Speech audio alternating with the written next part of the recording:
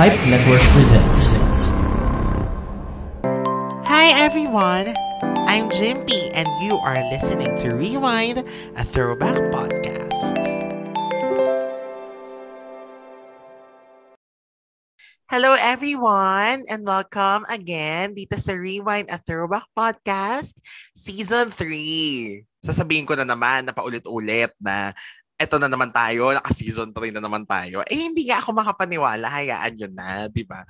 Pero paiikliin ko na ang aking intro. I-intro ko na agad ang guest natin. Kasi last week, di ba, ang pinag-usapan natin ay mga ABS-CBN TV show memories of the 90s, early 2000s. Dapat 90s lang, pero ang dami ng sinaklawan. So, ganito na lang din ang gawin natin ngayon. Huwag na nating exclusive sa 90s. Gawin na nating kahit mga early 2000s. And I'm so happy na siya ang kasama ko kasi I've heard, and even when we did an episode para sa podcast nila, sobrang expert niya sa mga kapuso shows. Grabe. And saktong-sakto naman na siya ang aking guest kasi at nag-uusap tayo tungkol sa GMA because ngayong June ay nagse-celebrate ng anniversary ang GMA. Hindi ko na lang alam kung pang ilan na, baka 72nd na ba? Kasi di ba na nag-pandemic, 70th. So, bilangin na lang natin. I think yun nga yun. So, eto na, hindi na natin patagalin. Let us welcome ang ating Seswang from Seswang's PH. Ses RV. Hello diba?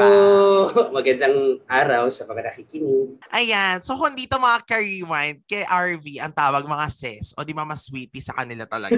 Ang saya-saya ng Seswang Ses. So, una muna mag-thank you muna ako kasi alam nyo, kayo ang nag-open ng doors then for me to actually have my own podcast kasi nag-enjoy ako talaga nung gines nyo ko some 2 years ago. Grabe, no? 2 years ago correct. na yun. My God. At saka recording natin nun parang almost 2 hours ata or more than 2 hours. Oo. So dami nating chika. Correct. Tapos, ang galing din naman ni Meggie, no? Si Meggie, kung hindi niya natatandaan, guest natin siya last season sa ating Gamer Girls episode. So, grabe, ang galing niya na na-tighten niya ng parang 1.5 or less Correct. yung episode natin. Pero ang tunay na salita nun, 2 oras, ganyan. So, baka umabot na naman tayo sa ganito. Pero at least naman medyo mas, kumbaga, mas maliit, mas compared noon yung topic natin ngayon. Pero feeling ko pa rin, marami pa rin tayong masasabi because this is our GMA TV show memories. Happy anniversary, mga kapuso. At dahil anniversary nyo, ito ang ating commemoration. Charot. Okay, RV, kasi nga sa pinagmalaki ni Meggie, no, na gusto mo talaga, kung halimbawa kunin nga kita talaga no, na tinanong ko na ikaw yung mag-guest sa GMA episode. Sabi niya, ay gusto niya yan. So, ibig sabihin ba talaga before, ikaw ay isang kapuso? Yes, kasi ano kami, bukod sa, unfortunately during that time, noong mga 90s, ang malinaw talaga na channel, na reception is GMA7. For whatever reason, yung area namin, yung talaga yung malinaw lang. And also, aside from that, nakatira lang kami malapit sa mismong compound ng GMA. Or maybe yun yung reason. Pero, ayun, tawid lang namin yung GMA7. So, pagka nagtitinda kami ng sampagita, pagka nagtitinda kami ng kung ano-ano sa kalsada, minsan doon kami sumisilong sa GMA7 kapag lalo pagka may mga artista. Kaya noong growing up din, mas familiar ako sa mga celebrities coming from the Kapuso Network. Galing naman. So talagang personal experience ang pagiging kapuso, hindi lang viewer. Totoo. May level pa na sa mga nakikinig. Alam ko na marami sa inyo naaalala pa yung eye to eye. So whenever na gusto namin yung artista na nag-guest doon, talagang pupunta kami sa audience entrance kasi I think the same audience entrance is the same artist and yun na rin yung artist entrance nila. So doon dumadaan. Kaya yung barkadang TGIS, naku, every time na nasa eye to eye sila, I think pagka Friday madalas sila nandoon, talagang nag-aabang kami doon sa may labas. Tapos kami yung mga nakikisigaw-sigaw, nakikikamay-kamay, ganyan. Makikikuhaan ko, madalas ko rin yan doon makita. Wow, daming saya. Hindi kasi yan yung masayang era talaga noon ng mga shows, yung mga TGIS, sila Mikey. My gosh, si Mikey kuhaan ko. True. Kaya sobrang niya, parang hindi kasi katulad niya, parang pwede mong i-DM. Doon saan parang talaga kapag nakita, yung feeling na pagka nakita mo yung artista, wow, artista to, nakakakilig, nakakatuwa. Oo, ang saya naman, nakakatuwa naman yun. Parang nainggit ako dun sa Mikey Kawang ko. Although late ko na siyang nagustuhan talaga nito na lang. Pero still, hello, childhood yan, no? Doremi, di ba? Ilang taong ka nito, RV, if I may ask? Ano na to, earliest memory ko na talaga na conscious na yung pagpunta ko doon, hindi lang ako nabibitbit ng mga pinsan ko. 7 years old. Aha, so bata ka pala, exposed ka na sa Yes. sa media, sa kapuso, sa mga artista. Ang saya, no? Wala, nakakatuwa naman yung ganun. Kasi ako, kapuso, naku, awayin na naman ako ng mga friends ko. Last week sinabi ko na rin to doon sa Kapamilya episode. Kasi kami naman, lumaki talaga kami na ABS-CBN naman yung pinanonood namin for some reason na hindi ko rin alam. Pero kasi bata pa lang naman din ako, mahilig na ako mag-explore ng channels sa TV. So, nakakalipat ako ng GMA. Pero meron mga shows na pinanonood namin na GMA naman talaga. Like SOP, Ana Karenina, TGIS. Basta anything, mga Antoinette Tos, yan yung batch nila Antoinette talaga. Yan yung mga pinanonood namin. GMA Love Stories, yung mga ganon. Pero yung mga sabihin mong primetime shows, like kunyari dati yung Ikaw na Sana ni Angelo tsaka ni Bobby. Hindi ko alam yun kasi mula sa puso yung pinanonood namin. Yeah. So, wala yun, mga hindi ko alam. Kaya tuwan-tuwa ako nung naalala mo yung Seswang's episode natin na shinare mo yung memory mo tungkol sa Halik sa Apoy ni Ines Veneracion tsaka ni Carmina Villarreal. Yun kasi, parang, ganun pala yun. Kasi, ang alam ko lang sa kanya, kung ano yung nabasa ko na sa internet kasi sinearch ko na ganyan. Pero doon nag-start actually yung fascination ko sa GMA shows. Feeling ko, yun nga kasi lumaki ako ng Kapamilya, di ba? So parang nung nakakabasa na ako ng tungkol sa mga kapuso na teleserye or palabas dati na mga hindi ko napanood, parang ang interesting for me. Kasi nga, wala akong idea. Hindi ko alam kung ano siya. So ikaw magbibigay sa amin ng idea tungkol sa mga shows na hindi namin masyadong napanood kung exposed kami sa ABS na mga programa. So ano ba, RV, ang mga parang, eto na, yung mga shows talaga na tumatak sa'yo? Well, I guess, una-una na yung Eye to Eye dahil live na live. Totoo, sobra yan. Sobra yung Eye to Eye kasi yung aside doon sa na-share ko na yun na pupunta kami doon pagka may mga artista. Ang saya rin nung after mong manood ng Eye to Eye, yung chismisa ng mga kapitbahay, parang nagkakaroon sila ng sarili nilang recap ng nangyari doon sa episode, ganyan. Tapos yun, aside from Eye to Eye tsaka Halik sa Apoy, by the way, sa mga nakakaalala doon sa Halik sa Apoy, sobra talaga. Feeling ko nga may isang scene din doon na naging part ng sexual awakening ko. Ito yung, if I'm not mistaken, si Ines Veneracion din to at saka si Gabby Eigenman. May part na nag-kiss sila sa kotse. So nasa driver's side si Gabby Eigenman tapos si Ines Veneracion nasa labas. Tapos kinagat niya yung labi ni Gabby Eigenman. Oh my God! Yes, yung may pumitik yung labi niya. So parang hanggang ngayon sabi ko, oo nga, tumatak pa rin siya sa akin. So parang feeling ko may kinalaman niya sa sexual awakening ko.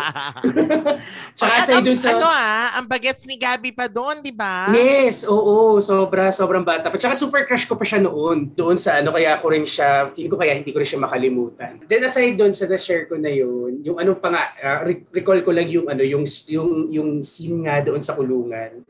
Or in trigger warning na inabort ni Ines Veneracion yung sarili niya using a hammer. So parang yun, hanggang ngayon parang one of the most iconic TV scenes for me. So ayun, nabanggit mo GMP kanina yung Ikaw na Sana. Aside sa kasi sobrang fan talaga ako ng TGIS. At the early age of 7 years old, sobrang fan na ako ng TGIS. Sobrang naging fan ako ni Peachy at ni Waki. And so to speak na rin, naging fan talaga ako ni Bobby Angelou that time. Na yung Ikaw na Sana, amazed ako sa kanya. Yung, may kasi siya, may element ng romance. And during that time, ito yung unang beses na nakakanood ako ng teleserye na may fantasy element. Kasi may pakulam si tita mo Carmi Martin, di ba? At saka si Sister Gladys Reyes to, na parang kung ano ang mangyayari sa Eme na to, ay siyang mangyayari din kay Blanca Eme. Sa sunog yung mukha niya. Tapos isipin mo si Cherry Pie Picache naging kalapate nangyari siya sa debut, ganyan. So, gaano ka-dramatic yun, di ba? Yun yung sobrang gandang-ganda ako sa kanya. Tapos yung element na bulag si Bobby Andrews, paano niya nakilala si Blanca, hanggang sa, yung pagdating pa sa dulo, yung palitan ng muka. Ang galing, nakakatuwa. So lahat talaga yan kasi sa movie ko na lang yan napanood eh. So Yes, nangyari lahat yan sa TV show talaga. Yes. Kaya nga nung naging movie siya, parang inis na inis ako kasi ang daming parang feeling ko important elements dun sa series na nakat. Na parang nakakainis naman. Pero na-appreciate ko kasi ang galing din talaga yung palitan ng boses, palitan ng mukha. Parang sa loob ng isang serye, ang dami nilang ginawa na usually nagiging nagiging plot device lang siya sa ibang teleserye, ganyan. Pero siya talaga kinuha niya yun eh. Yung may pagsunog sa mukha, ganyan, pagbulag, pagpalit ng mukha. RV, ito curious question na to as someone who wasn't able to watch Ikaw na Sana na gustong-gusto ko mapanood. Kasi dati may nag-upload yan sa Multiply. Yes. Tapos na-delete yung, wala na kasing Multiply. So, syempre, na-delete na rin. Tapos, hindi ko na mahanap kung sino siya. So, nakakasad. So, ano yung mga naaalala mo elements or eksena sa Ikaw na Sana na hindi na naisama sa movie? Kung may naaalala ka pa. Really wala na. Pero I clearly remember nung first time, kasi syempre hindi naman kami nakakanood ng sine noon bilang bagets pa. Napapanood mo na lang siya sa Cinemark, Cinemark na ba yun? Basta sa mga cable kapag andun kami sa bahay ng mga tita namin. So nakita ko siya, so na-excite ako. Parang may hindi ko na natatanda ko yung mga exact scenes na natanggal. Pero understandable naman kasi di ba bilang bilang serye siya, i-compress mo into 1.5 hour na movie. So marami talaga ma-edit out. Pero siguro di ko masasabi yung mga ayaw ko. Nagustuhan ko rin naman kahit paano kasi understandable naman ngayon na parang tumanda na ako. Kailangan mo nga rin naman talaga i-compress yun na isang serye into a movie. So though andun yung parang part na parang medyo na madali, pero okay na rin naman. Understandable naman. Pero nagustuhan ko naman yung yung the way they have executed yung mga eksena rin sa series, like yung pagpapalit ni Cherry Pie into Kalapate kasi naging mas maganda siya doon sa movie, of course. Doon sa series kasi parang yuko lang siya tapos kalapati na siya. Dito may parang may pa-transformation na mainam eh. Yung may ano yun, parang feathers, yes, diba? May ganun so sa TV show, yung muko lang, naging na. Parang ganun yung natatandaan ko. Parang hindi ganun ka artistic. I may say, Ang aliw naman, nakakatuwa na ini-imagine ko siya tuloy. Sana yan din ang Alam ko may plano silang ipalabas yan dati eh. Kaya lang, ulitin sa Heart of Asia. Pero siguro mahirap hanapin yung archives. So, so yun ang sa'yo, RV. TGIS, Ikaw na Sana, Halik sa Apoy. Mikey! Kasi fan ka mo ni Mikey Kuwangko. Mas kami, yung anthology nila yung anthology niya, if I'm not mistaken, every Wednesday night yan. Tuwang-tuwa lang ako kay Mikey Kuwangko kahit hindi ko pa naman masyadong naiintindihan yung mga pinapalabas. Pero nakakatuwa kasi lagi ko lang natatandaan sa kanya is yung pirma niya na may kabayo. By the end nung card gen niya, may lalabas na pirma niya na kabayo. Oo, aliw din ako dyan na yun yung mismo naging title card ng show. Correct. Sobrang fun. Na hindi ko na matatandaan yung mga specific episodes pero for me feeling ko kaya ko rin naman siya napanood noon dahil fan din ang nanay ko ni Mikey Kuwangko. Kasi F na F niyang kamukha daw niya si Mikey. Tsaka ramdam Gusto ko niya. At least naman ay nakakatuwa. Hindi kasi 'di ba syempre iba-iba yung characters ni Mikey doon, 'di ba? So true. Nakakaaliw. Well, kung dyan, ang ma-share ko lang, siguro Ana Karenina tsaka TGIS talaga. Yung Ana Karenina na sobrang daming nangyari. Actually, I didn't know na yun pala ang tunay na kwento no, na hinahanap si tunay na Ana Karenina. Bata pa kasi ako nung nag-start yan eh. Parang lumaki na lang ako, mga teenagers na sila, yung mga problema nila sa mga love life nila, tapos mag-friends na sila, si Ana, si Karen, si Nina. Akala ko anong una, sisters sila. Tapos parang, kasi di ba, ang naalala ko eksena doon, meron silang scene with Pinky Amador na ang eksena nila, kinakantahan nila ng mama ng Spice Girls si Pinky kasi Bakit nga ba? Dahil Mother's Day. Ganyan. So parang, sisters ba sila? Hindi. Tapos di ba may Champagne Morales pa yan, napanggap-panggap Yes, sa anak ka rin. My God, si Champagne. Di ba? Grabe naman yung Champagne Morales na kumbaga, ang lakas maka-flashback ng Champagne Morales. Yung mga teleserye mismo, hindi ko kasi siya napanood talaga. Tsaka, siguro Itbulaga, hindi ko rin masabi. Yung mga Valiente rin kasi kahit yan doon ako nang hinayang na parang feeling ko kasi ang ganda-ganda ng era na yon talaga ng TV show. So parang sayang na. Sana pala medyo naging kapuso din kami dati. Ang nakakatuwa pa nga noon sa GMA kasi aside from the teleseries na napag-usapan, na nagustuhan ko, marami silang mga TV shows like yung si Chong Si Chang. Nakakatuwa siya. Nakalimutan ko na yung pangalan pero si Earl yun, di ba? Yung si Chong tapos Earl Ignacio? Tama nga ba? Earl Ignacio tapos pretty na kulot-kulot yung buhok na girl. Tapos wala silang dialogue.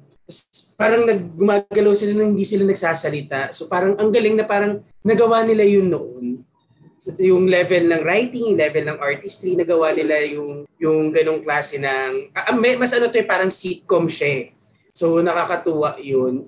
Also yung palabas na Pintados.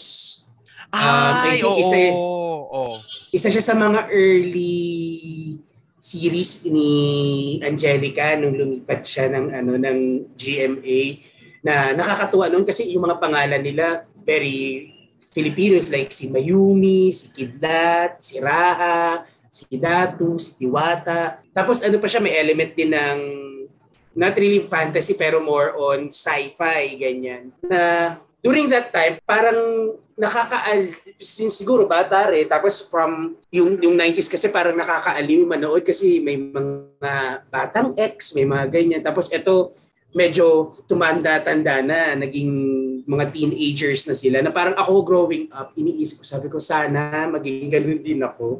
Na even up until this point, may nag-play sa utak ko na what if magkaroon ng sequel yung Pintados, tapos nag-iisip ako ng story sa utak ko na si Riwa or si Diwata na lang yung natirang Pintados, ganyan, paano niya i-build. So may mga ganun ako naiisip ngayon. Go Bingo, isa siya sa mga talaga noon din, sa mga iconic na TV shows ng GMA. I can clearly remember din yan, sinamama yung mga sachet ng sabon, ng shampoo. Dadalhin namin sa isang grocery para magpapalit ng Go Bingo cards. Tapos nanonood kami sa gabi. Ang saya. Okay. Correct. Nanonood kami every night niya, tapos magtatantos-tantos kami, ganyan. Tapos parang pagka hindi kami nananalo na, yung parang naging family activity namin siya noon.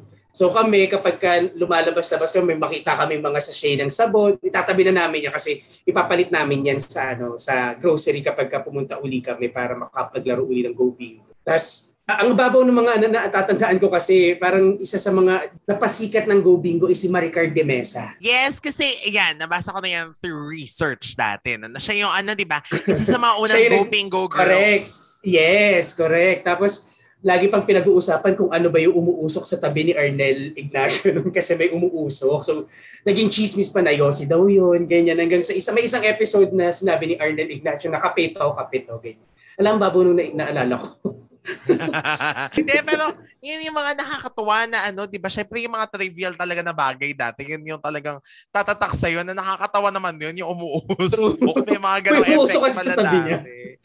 Ang saya naman ng mga memories mo. Parang tuloy ako na, yun nga, again, ang hinayang na hindi ako masyadong nakanood ng GMA. Although, happy naman ako sa memories ko with TGIS and Ana Karenina, of course. And thank you na rin sa pag-rerun. And of course, 90s din ito. Pasok na pasok sa 90s. Ang Click.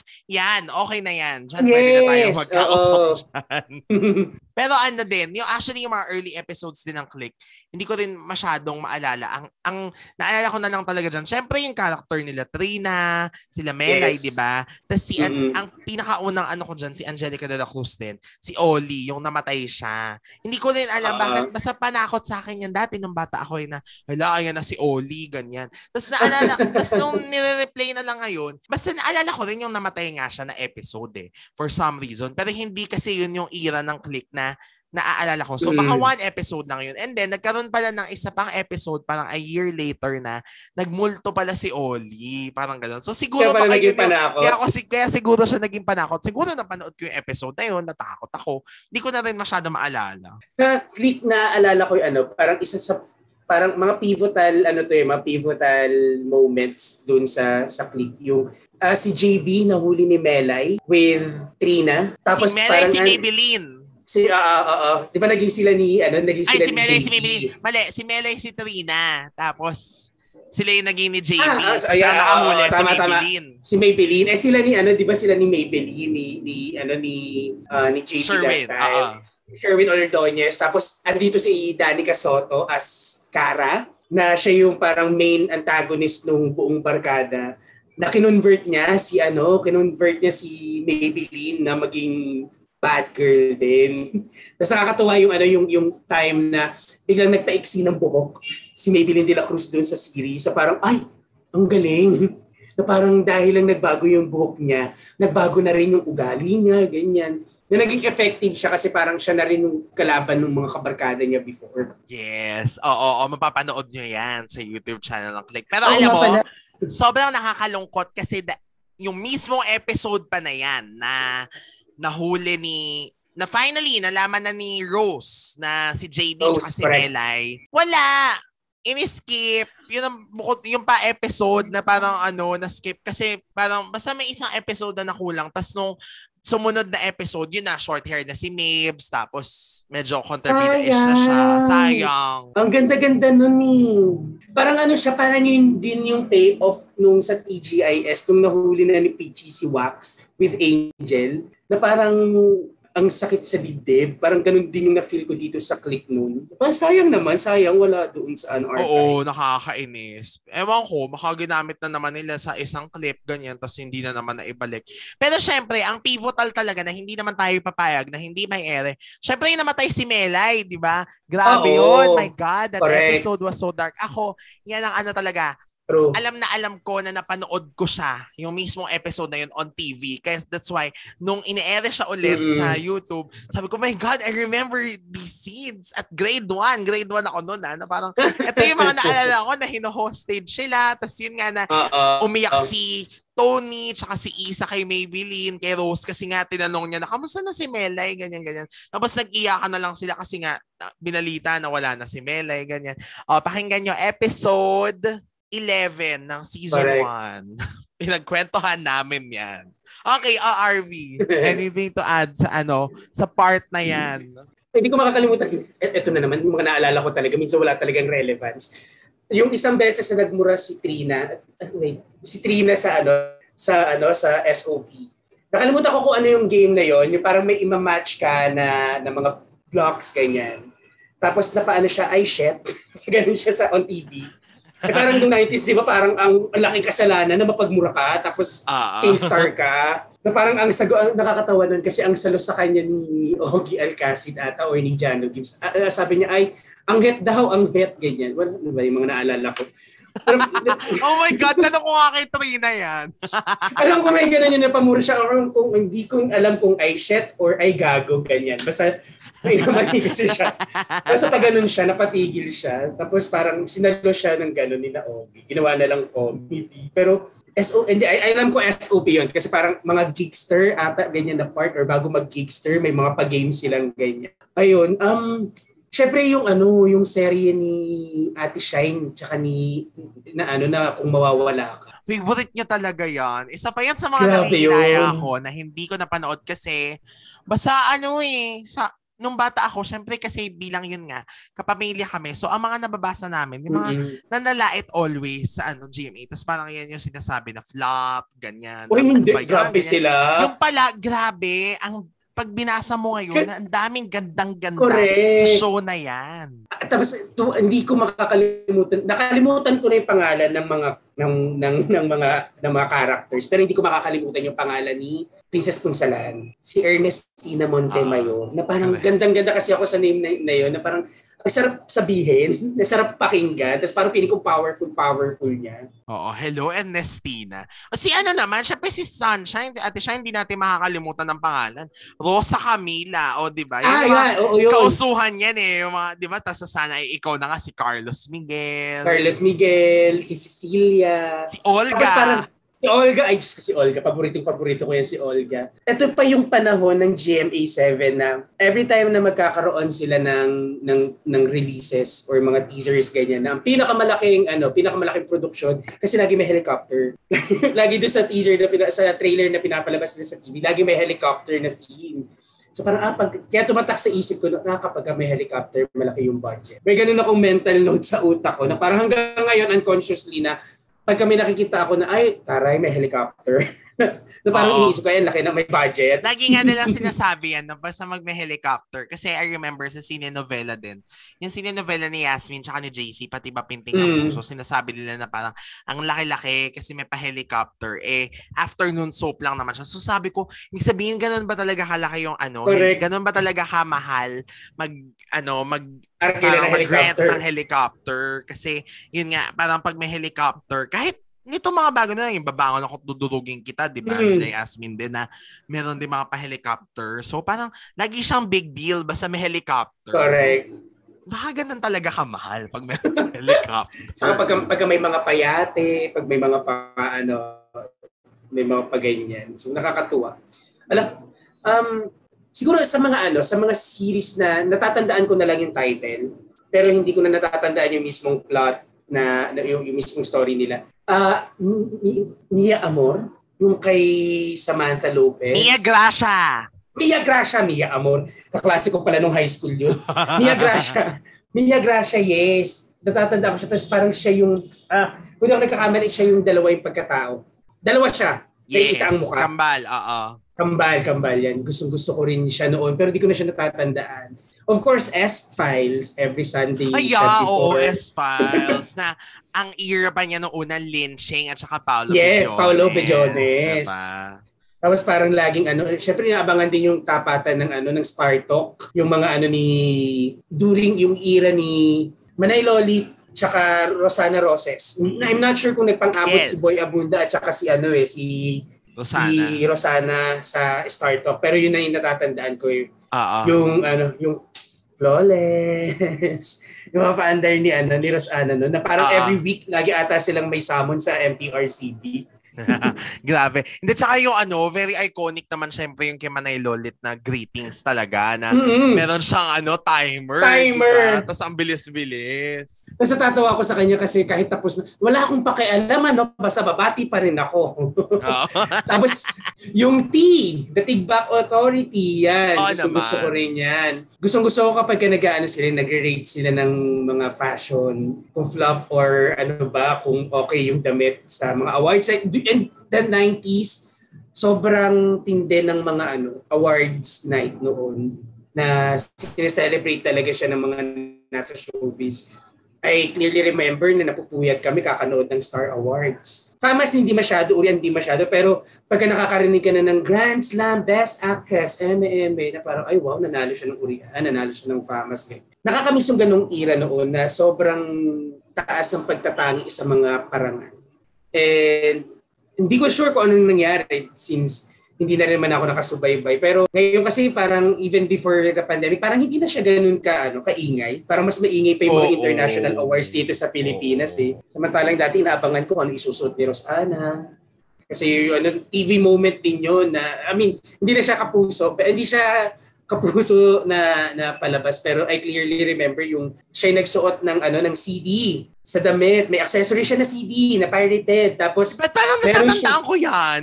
Matatandaan, tapos meron siyang parang veil na ganun, may hood siya na ganun, na parang yun yung parang pinaka main piece ng damit niya. Tapos meron din siyang isang pinalit na damit na sa harap, balot na balot siya. Tapos may cross sa gitna ng dibdib niya na mga na bejeweled.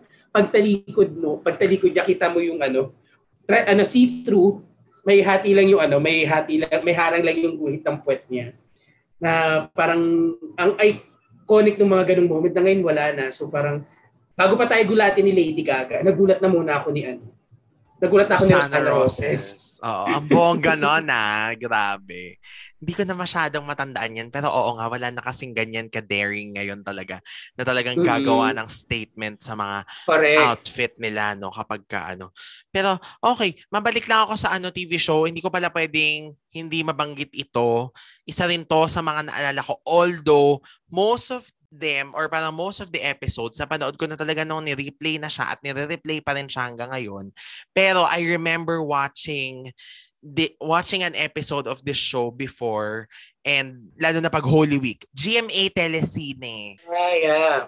Oo. So, parang, ewan ko, hindi ako super like, yun nga, wala na ako masyadong matanda. Natatandaan ko na lang yung mga napanood ko sa QTV Gems. Diba? Grabe yung QTV Gems. Yung replay siya ng mga telesine sa QTV noong 2006. Yun na lang yung mga naalala ko. Pero, I remember yung mismong GMA Telesine na show na parang tuwan-tuwa ako lagi pagka narinig ko siya na GMA Telesine. Siguro feeling ko baka, kasi di ba hindi regular programming kapag ka Holy Week. So baka, yun nga, nagpapalabas sila ng mga replays ng GMA Telesine. So baka feeling ko, doon ko na-feel yung sense of normalcy kapag ka Holy Week. Kasi, merong TV show, ganyan. Pero, ang naalala ko, Sunday night, palabas ito, alam ko Telesine yun Si Alessandra tsaka si Asunta De Rossi, magkapatid sila. Tapos pangalan pa nga doon ni Asunta, si Bettina. Tapos meron siyang sakit. Tapos nilibing siya Alam ko, merong ganun na si Asunta umiiyak. Tapos, si Alessandra umiiyak. Tapos kasi si Asunta nailibing na. Tapos basta natandaan ko, may sakit siya noon. Ang putla-putla niya. Na parang yun nga, kasi nga siguro may cancer, ganun. Hindi ko na matandaan yung specifics, pero alam ko, lang yan sumilip ako sa kwarto ng mami ko, yun yung pinanonood niya. Tapos, GMA Telesine yun, kasi nga Sunday. Tapos, ang isa pang ganyan, na medyo similar ang tema, na mga may sakit-sakit, ganyan. Ewan ko na alala mo to, May Himala. Siya, pinapalabas din yan pag Holy Week. Kasi nga, syempre, dahil May Himala, medyo grounded talaga siya sa hindi naman super religious, pero mas inspirational. Tapos ang isang naalala kong episode dyan, basta alam ko si Aiko Melendez yun Tapos hindi ko alam kung siya o yung anak niya umihiyata ng dugo. Parang ganun.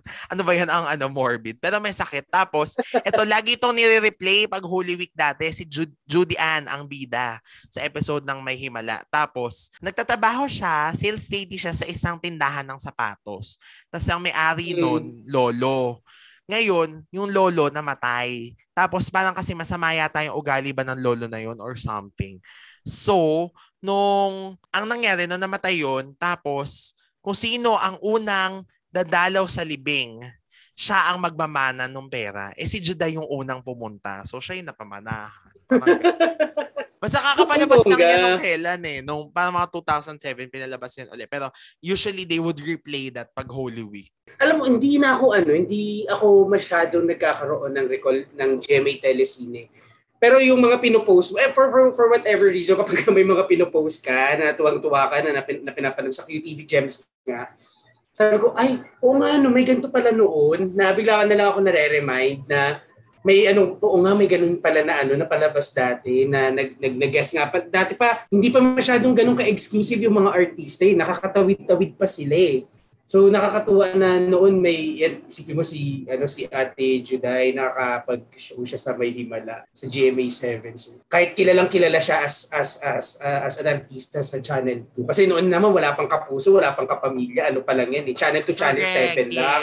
Kamakailan lang naman nauso yung term na Kapuso, Kapamilya, Kabarkada. Ayun, siguro pagdating sa mga ganyan, sa mga drama anthology, sa mga palabas tuwing Holy Week, hindi ko makakalimutan yung sa Itbulaga, yung mga Lenten episodes nila. Of course. Where nagdadrama sila. Yung isang tumatak sa akin na episode nila is yung sa bahay ni Piping. Tapos si Michael V doon, ang character lang niya is si Piping, mabait yun si Piping. Laging ganun lang yung line niya all throughout the episode. Tapos nakakatuwa kasi sina Joey De Leon nagpapaiyak doon. I'm not sure kung tinuloy pa rin ng Eat Bulaga ngayon yung ganong tradition nila nagre-replay na lang sila. Hindi na sila gumagawa hindi na sila nagpo-produce ng bago. Oo. Sayang. Well, at least nung pandemic Nung pandemic. Sa bagay. Pero yun, isa yun sa mga pinakapaborito ko na ang ending kasi parang inampon sila ng tatay ni Joey De Leon, which is si Piping. Tapos since magte-take over na si Joey De Leon doon sa bahay, gusto na niyang paalisin yung mga tao. Parang gano'n yung yung plot niya. Syempre sa dulo. Laging kontrabida si Joey De Leon sa mga Lenten special. Sige, tapusin mo, susundutan ko. Kasi feeling ko kaya laging gano'n yung role niya. Kasi di ba si Vic Soto rin naman ang nagiging role niya kung hindi masungit na kuya, masungit na tatay, ganyan. Kasi sila yung mga laging nagpapatawa sa show or sila yung at least nilook up as mga comedians sa Bulaga. So parang kailangan lang paliin talaga yung para magkaroon ng kakaibang atake naman daw. Correct. Yun, kasi nga, ang episode naman na naalala ko, ang title naman niya, Ang Kayamanan. Hindi ko na matandaan kung sino yung mga co-stars, pero alam ko, isa sa mga anak niya doon, si Tony Gonzaga. So, Itbulaga pa si Tony nung time na ito. Tapos, merong eksena doon, ewan ko naman, ang syonga-syonga din naman ang character ni Tony, na mamalansya siya, kumakain siya ng chocolate. So, syempre, obvious naman na inano na lang yun, no? Para magkaroon talaga ng conflict pag naiisip mo ngayon. Pero pag naiisip mo dati, ba't naman kasi namamalansya ka kumakain ka ng chocolate? So, ang nangyari tuloy, nadumihan niya yung damit ng tatay niya habang habang namamalansya. Ayun, binugbog tuloy siya ni Joey De Leon. Tapos naalala ko parang dumugo pa yung niya yung ilong, parang something like that. Kasi nga, pinagbubugbog siya ng tatay niya dahil naman siya ng chocolate. Yung Kasi naalala ko pa si Tony nun, ang sarap-sarap ng kain niya ng chocolate habang namamalansya. Like, as in talagang sinusubo niya yung kamay niya, ganyan. Yung normal, kung paano ka kumain ng chocolate bar, ganun. Namantsahan ng damit. Medyo na yun, nahulaan ko na yun na naku, mamamantsahan nga yan. Kasi nga, yun na yung sinet up . Ang isa naman na episode na naalala ko pa sa Lenten Special, hindi siya mismong sa Lenten Special. Feeling ko ni-replay na lang ito for Holy Week purposes. Kasi di ba minsan yung Monday, Thursday, yun sila, nagre-replay sila nung parang mga dating episodes. Ang title niya, Liwanag sa Dilim, nandun si Francis M. tsaka si Aiza Sigera. Tapos, magkuya sila. Pero si Francis M, parang bad siya doon . Bad siya na kuya, ganyan na adik-adik, ganyan. Tapos napatay siya sa isang, hindi ko matandaan kung paano siya namatay, ganyan. Basta may eksena lang na nasa morgue. Pero ang ending, or hindi pa nga ata ending to parang kalagitnaan pa lang, hindi ko kasi natapos yung mismong palabas. Dinonate yung mata niya kay Aiza na bulag. Ay, ganda. Kaya liwanag sa dilim. Ganda. Naalala ko paano purple yung kulay niya nung liwanag sa dilim. Ganyan. Yun. Ano pa ba yung isa naman? Ito kasi medyo Holy Week na ito pinalabas. As in, replay ng Holy Week. Parang ganun. Ang title naman, Perfect. Si Vic Soto, si Diana Zubiri, si Sherilyn Reyes. Magkapatid si Sherilyn tsaka si Vic. Tapos, hindi ba ma-pronounce yung F at saka P kaya perfect? Parang ganon. Tapos, yung si Vic doon, perfectionist siya talaga na kuya. Tapos si Sherilyn nga, bukod sa hindi ma-pronounce yung P at F, parang minamaliit niya lagi kasi nga parang ganito lang, ganyan. Yung parang mediocre yung kapatid niya. Tapos si Diana Zubiri, alam ko si Diana Zubiri yun parang naging asawa ni Vic, tapos binibrainwash niya na yung kapatid mo na yan, kahit kailan, keme, ganyan. Basta yun yung naalala ko noon. In fairness, ang daming magagandang Itbulaga Lenten specials. Correct. Totoo, na parang nakakatuwa rin naman na naging tradition parang nakahinga yung mga tao sa laging magulo, laging masaya, ganyan na Itbulaga.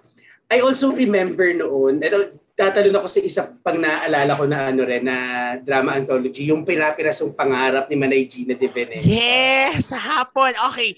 Wow, parang kapuso din naman pala ako dati. Ang dami ko din naalala. Kasi si Manay Gina, fixture siya dati sa hapon talaga, di ba? Na parang pag nakita mo siya, correct, hapon na, drama na sa hapon. Totoo. Tapos doon ko unang na-share ko sa isang episode din namin na unang best ko naging crush si Rojon Cruz. Bagets pa si Rojon nun? Oo, sobrang bagets pa. Tapos doon ko rin na-discover yung term na mascom kasi sinabihan siya ng teacher niya na, alam mo, bagay sa yung mag-mascom, ganyan. So ayun, sinabi ko na rin na gusto ko mag-mascom. Without knowing kung ano yung mascom. Pero ang nakakatuwa yun kasi parang alam ko na yun kapag Pira-Pirasong Pangarap, yung isang story, buong week siya, di ba? Friday nag-end yung yung pinaka-finale. May isa ako natatandaan, isang episode din na naiyak din, na nakakaiyak din is yung kay Delia Flores. Noon na mayaman siya, ganyan, marami siyang kaibigan. Hanggang sa dumating sa time na naghirap na siya, naging tao na siya sa kalsada. And nakalimutan ko, kasi natatandaan ko yung noon, may makeup kit yung nanay ko na kamukha ng props na makeup kit ni Bella Flores. Na ang naaalala ko na nahuling scene doon, yung nakita siya ng kaibigan niya. I think si Flora Gasser ata yung nakakita sa kanya. Tapos umiiyak siya na nakatulala siya. Tapos bumababa na yung mascara niya. Tapos nakangalang siya sa ere. Yun yung natatandaan ko doon sa episode na yun. Hindi ko na matandaan yung mismong plot, pero I think it's a story of friendship din. Tapos yun nga, naging iconic siya sa akin kasi yung makeup kit na bit-bit ni Bella Flores. Merong ganun yung nanay ko. Doon pala sa similarity na. Actually, hindi ko alam hindi ko alam na Pira-Pirasong, siguro hindi ko na matandaan na Pira-Pirasong Pangarap pala yung title niyan. Pero kasi after niyan, si Manay Gina, nagkaroon pa siya ng isang show, Nagmamahal Manay Gina naman. Tapos yan parang, di ba, letters yan na siya yung nagbabasa, ganyan. Grabe, oo nga, no? And speaking of anthologies in the afternoon na nagtatapos ng wakasan, meron akong babanggitin, pero right after muna natin magkaroon ng very short commercial breaks. So, we will be right back, and after that, we will continue talking about our favorite GMA memories dito lang sa Rewind, a throwback podcast. If you want to learn something new or useless about the world around you, why don't you try listening to the Banyu Podcast Reflushed on Spotify, Anchor, or any podcast app that you use? Okay, we are back here on Rewind, a throwback podcast where we still talk about our favorite GMA memories kasama ang aking special guest, si Ces RV, o diba? And before we had a break kanina, meron akong sinasabi na tungkol sa dito, sa dapat nyong maalala na wakasang anthology. So RV, naalala mo dati na ang Maynila, bago siya naging Kiligan every Saturday, araw-araw yan pinapalabas. After na, correct. Nagmamahal man or after ng Pira-Pirasong Pangarap, di ba? Totoo. Tapos yan ay basta pagka natapos mo na daanan mo na yan at hindi ka pinatulog ng tita or tiyay mo, lolo't lola mo, pa-cartoons na. Pa-cartoons na. Pagsisimula na yung cartoons. Yan si Sophie and Virginie, sina Mojako, yan papasok na yan sila dyan. Tsaka merong time, di ba, na mga Ghost Fighter Flame of Recca, pinapalabas yan 5:36 kasi magaling daw talaga ang GMA sa pag-acquire ng mga animes and yung mga ganyang cartoons. Well, actually, nakakamiss yun no? Yung gabi, na prime time nila, anime. Yung parang kada gabi iba yung ang tawag dito, iba yung pinapalabas. Parang Monday, Health Teacher Nube. Tuesday, the Count of the Master of Mosquiton. Wednesday, Monster Rancher. Nakalimutan ko Thursday, pero Friday, yan na yung Fushigi Yugi. Parang galing. Naalala ko yan. Oo. Naalala ko na prime time yung Fushigi Yugi. So tama pala talaga yung memory ko na there was a time na Friday yon at 7 p.m. ko siya pinanonood. So tama pala ako doon. Okay. Tsaka di ba before yung even yung programming ng I think this is also the same with GMA. Yung iba-iba yung show kada gabi. Walang pare-pareho. Di ba? Parang Monday, parang Tuesday, natatandaan ko na kasi yung Bebote nga every Wednesday yan. Tuwang-tuwa ako kapag Bebote nga na kasi feeling ko malapit na mag-Friday. Thursday, okay ka fairy ko. Tapos Friday, Bubble Gang. Yan yung mga natatandaan ko na na programming nila noon. And sa Bebote nga, tuwang-tuwa ako doon kasi binalik nila yung tandem ni Angie Iliana and Jano Gibbs na nag-originate sa Over the Bacod. Oh! Tapos parang binalik na yung tandem na yun. Doon magkaiba sila, na iba na yung pangalan, iba na yung story, na ang nila is magbubote sila. Tapos nakapulit sila ng bote, nung nirap nila, may lumabas na genie. Which is si G-Ton G. Yung original na genie nila. Tapos ang iconic nung pinto ng ref sa loob ng bahay nila. Kasi yun yung pinto nila papunta ng CR. Wala silang ref. Yung pintuan nila na yun, papunta ng CR siya. So, ang saya, ang cute. Yun, Tuesday is school ka lang. Ito naman yung parang ano nila ng palibhasa lalaki. Kay Raymart Santiago, LJ Reyes, si Manong Joey Marquez. Yan LJ Moreno, hindi LJ Reyes. LJ Moreno, LJ Reyes. O, LJ Moreno, yan. So, sobrang naging girl crush ko dyan si LJ Moreno noon eh. And of course, naging crush ko rin si Raymart Santiago because of that sitcom. Cute na cute ako kay Raymart noon. Tapos, rin sa kanila, dyan din nagsimula si Dagul, if I'm not mistaken. Yes, Tapos mga bigla silang naglipatan sa di ba? Sa ABS. Correct. Natapos yung Cool Ka Lang. Kaya very controversial yun, yung si Dagul at saka si Long Mejia.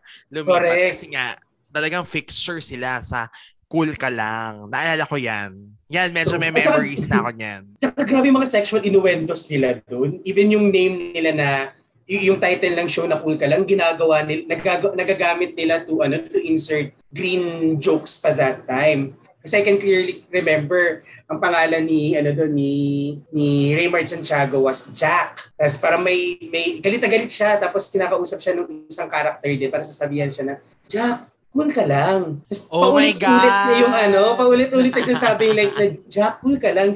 Parang, yung utak ko nung bata ako na parang, nagawa nilang masabi yan sa TV, di ba bawal yan? Gano'n. At least aware ka doon na bawal yun. Yun ang mahalaga. Aware kang bawal, di ba?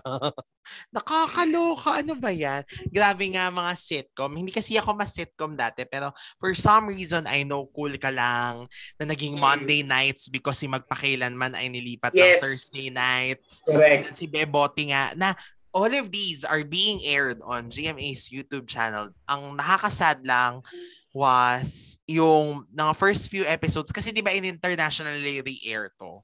So, meron mga ibang episodes na na-re-edit na, tapos iniba yung scoring, iba na yung kanta. Iba yung kanta sa Cool Ka Lang eh. Sa Bebote nga din, iba yung kanta. So, pero maka Dawson's Creek sa Netflix.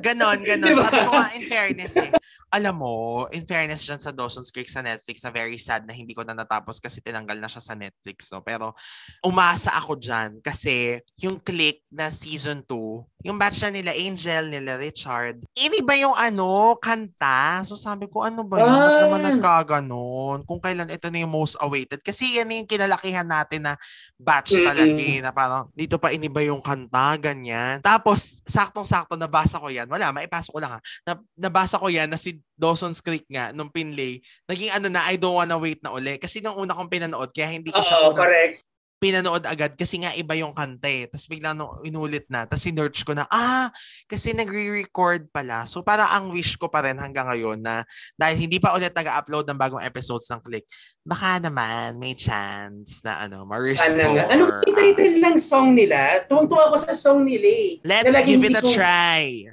Sino ang singer nun? Actually, sa first season, sa first Click, si Trina ang kumanta. Pero the succeeding one, si siya, yung composer, si Jingle Buena. Let's give it a try. Gustong-gusto ko yung song na yun na parang iniisip ko sa yung cute naman ang kanta na to na parang ngayon hinahanap ko siya ng hinahanap para magkaroon man lang nung song na yun na sa phone ko. Gagamitin ko alarm tone kanya kasi minsan mayroon akong parang iniiskoran ko yung sarili kong buhay. Binibigyan ko ng sarili kong music score. So parang feeling ko ang ganda-ganda niya pagsimula ng araw kung magtatrabaho ka ganyan. Ay parang meron na sa YouTube yan. Iba-ibang versions pa. Mahanap mo na yan. Ano ka ba? Oo, simula nung Let's give it a try, no? Oo, pero hindi. Kapag mo, Click theme song lang. Nandun na siya. Okay. Oo. Saya. Ganapin ko nga yan. Noon ako, bago pa pinalabas yung Click, ini-upload na yung version ni Jingle ng isang person na nakuha siya from SoundCloud. Kasi si Jingle ata mismo nag-upload sa SoundCloud. Ang galing nila. Actually, ang galing nila na i-extract nila yung mga ganun. Tapos, sabi ko, oh my God, ang lakas maka-flashback ng kanta na to. Ito yung matagal na aming hinahanap and finally it's here. Kasi, ewan ko ba, tumatak din talaga yung theme song na yan na parang, yun kasi yung, sa bagay, yung gimmick din naman was an original theme song. Pero kasi usually, ang gagamitin mo talagang theme song, kapag ka youth-oriented show, yung mga, kunyari, sa TG, di ba, Walking on Sunshine, Heart, ganyan. Ito sa Click. Medyo familiar na. Although nung una, centerfold, pero sabi ko nga, kaya hindi ako familiar doon sa unang-unang Click kasi hindi ko alam yung centerfold. Ang alam ko na lang, Yun na talaga. Yung let's just give it a try. Yun talaga. As in, my gosh. And I can listen to that all day, all night. -1, saxophone version ni Jingle, version ni Trina, version ng Batch 2, version ng Batch 3. Alam ko, iba-iba pa yan eh. So, promise. Grabe. Kasi nga, ang tagal ko siyang hinanap. And even before that, gusto ko na yung song. Ako rin, actually. Isa rin siya sa mga reason kung bakit din ako nahila rin talaga nung click because of the soundtrack. Ayun pala, balikan ko rin yung click. May isa rin silang episode na gustong-gusto kasi they dabbled on folklore. Si Kagandahan. May episode sila na hinahanap nila si Kagandahan. Gandang-ganda ako doon na parang horror-ish yung tag niya. Tapos syempre, si Kagandahan, wala nang iba kundi ang queen of talaga horror movies. Miss Lilia Contapay. Bless her soul. Nakakatuwa yung kasi sabi ko, ay, galing naman ito. Sila. Parang hindi siya usual na horror episode ng isang youth-oriented show. Kasi usually yan, pupunta ng bahay, parang magbibiyahe, makukulong sa bahay, mumultuhin, ganyan. Ito kasi may pa-folklore siya, may pa-kwento may pa-Blair Witch effect siya sa akin that time. So, tuwan-tuwa ako dun sa part na yun, ng clip. Feeling ko, kaya siguro hindi siya cliche na Halloween kasi pinalabas yan summer. So, parang minerge sila, diba? So, panoorin mo yan. Sa available din yung episode na yan sa YouTube. Tapos, cut to, next episode, mamatay si Oli. So, yun pala ang tunay na nakakaloka. Mix of emotions. Pero naaliw din ako dyan nung napanood ko yan na may mga ganun palang effect nun. Yan, pa yan eh, unang-unang click pa yan. Yun nga, sila Trisha pa yan. Yung hindi pa masyadong sikat ang click nung time na yun. Ayun, Trisha Roman, tama? Hinahanap ko yung apelido niya sa utak ko, yung Trisha Roman, yes. Siya yung original na kikay ng barkada nila noon, correct? Sa original sa original na batch. Siya yung kikay. Tapos, syempre yung iconic na si Yum Yum. Si China Ortales. Alam mo, yan ang hindi ko naaalala na may Yum Yum. Ay, talaga na lumabas si Coco Martin. Ano ba? Dito na lang yan. Nung nakita ko sa nung nire-replay na, may ganito palang plot. Bakit? Alam mo, naiinis nga ako kasi for some reason, bakit hindi ko yan maalala. Pero ang tandang-tanda ko sa click, na nangyari naman siya during those episodes. Yung si Karen de las Reyes, very iconic yung character niya doon na si Weng na naging Wina na mapagpanggap. Tapos may episode doon. Minention ko to nung nag-live sila na tandang-tanda ko to na si Kara, ang plano niya, ibisto talaga ako. Ano ba talaga tong si Wina na hindi siya mayaman, ganyan. Tapos nung bibisto na siya, biglang, mayaman na si Wina, yung pala nanalo sa loto yung parents. Ang tulong nga rin, parang meron pang plot na I'm not sure kung kasi medyo bumitaw na ako sa part na to sa click nung medyo high school na ako, medyo napapitaw na ako ng konti sa click kasi nga may mga school activities na ganyan. Even weekends, nasa school kami. Hindi na ako nakakanood. Na parang natatawa kami dun sa part na noong umpisa, mahirap nga sila, di ba? Tapos ang dami niyang kapatid. Tapos nung tumagal, naging only child siya nung yumaman sila. Nawala siya ng kapatid. Ano nangyari? Oo nga, no? Parang sila na lang lagi nung mommy niya yung magkasama. Correct. Oo nga, no? Sabi ko, ano kaya nangyari sa mga kapatid niya? Tapos pumasok din dyan sina Carl Calabao. Si Carl Calabao. Saan yan? Diba? Sa batch 1 yan, si Carl. Magkasabay sila ni China pumasok. Kaya hinahanap ko din yung episode na yan na sabi ko, alam mo meron yun na naging part yan si Carl Calabao na commercial model. Tapos si China pala din, correct, commercial model noon.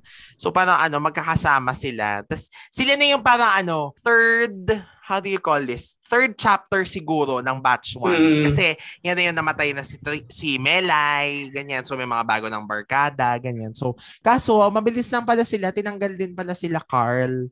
Sila yung mga ibang Keme. Pero kasi parang kumbaga sa yung pagsikat nila noon was viral Parang bigla silang sumikat na out of nowhere, bigla silang lumabas na tapos bigla silang naging part ng click. Tapos nawala nga rin kagad. Si China lang ang naiwan. And ang galing kasi si China na-survive niya. Talagang siya naging bida sa next 2 batches. Tsaka nakakakapit kasi nakakakapit yung personality ni Mimi. Sa click. Kasi parang ang cute niya. Tapos yung parang she's so she's so good. na parang nakakainis na hindi mo na siya makita. Tapos yung pagpasok ni na Richard Gutierrez, ni na Angel Locsin, na dati makambal pa si Angel at saka si Richard, si Charlie at saka ano ko pangalan ni Enzo. Richard. Na tapos after na nagmulawin sila na magkatamban. Oo, alam mo, shocking din sa akin 'yan kasi parang loko nyo kami, magkambal sila dito sa Click, paano sila magiging magkapatid sila eh. Huwag nyo kaming lokohin. Tapos in fairness, bagay naman. Yeah, agree.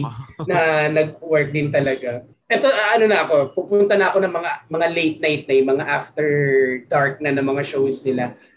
Inano rin lang si Jojo Alihar, Jojo All The Way, nagkaroon din sila ng ganun. Pero nagkaroon muna sila, nauso yung mga chat-chat sa sa TV. Text tube. Ang text tube yan. Yung mga text tube, views, ganyan. Na alongside na nanonood ka ng Doraemon, rerun ng Doraemon. Puro chat naman ganyan. Naalala ko kasi kami magpipinsan. Namin yan, gawain namin, magluluto kami ng pansit canton ng madaling araw, tapos kakain kami. Habang nanonood kami ng Doraemon. Tapos dati bago pa maging Doraemon yung pinapalabas ng mga music videos.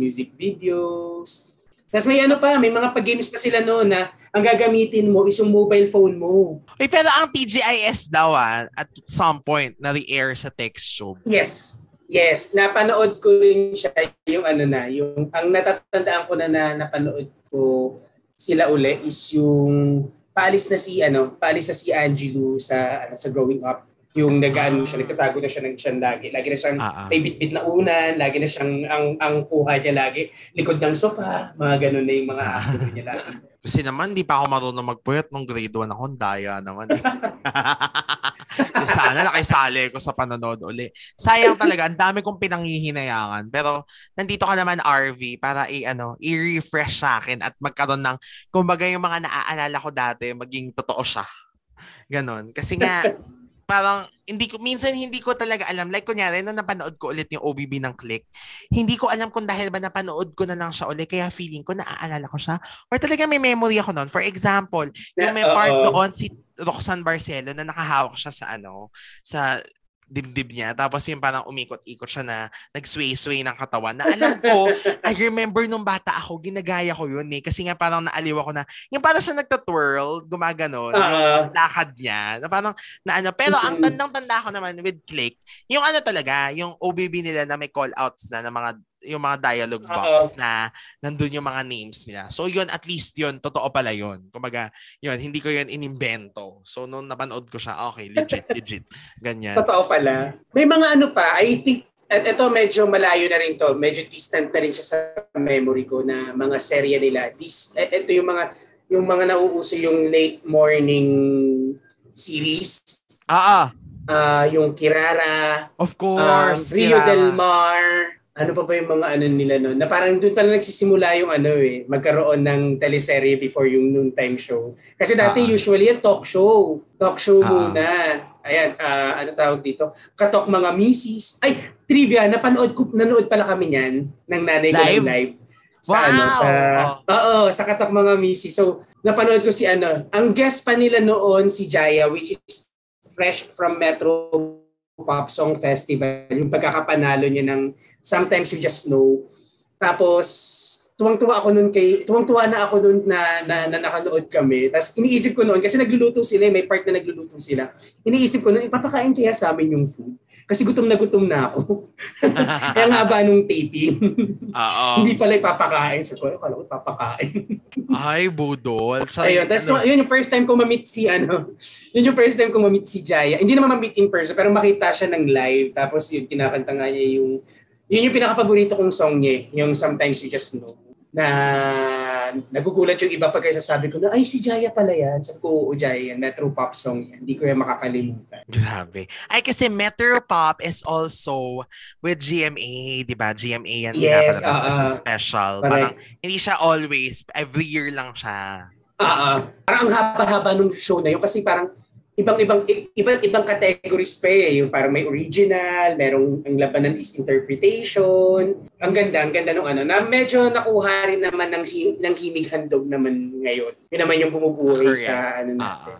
Sa current panahon natin in terms of music festivals natin. Ano ba?